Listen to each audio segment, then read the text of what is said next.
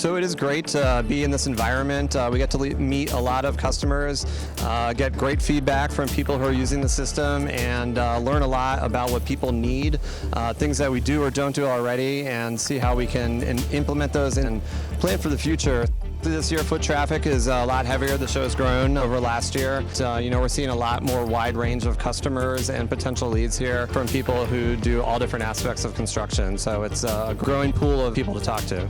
Being here for the first time, my job as a CEO is to work and look for other partners. I've met the highest standard and best in class other vendors that I don't consider anybody a competition. I consider them all learning experiences and joint venture partners that we could all utilize Procore and create great value propositions for an extremely exciting marketplace.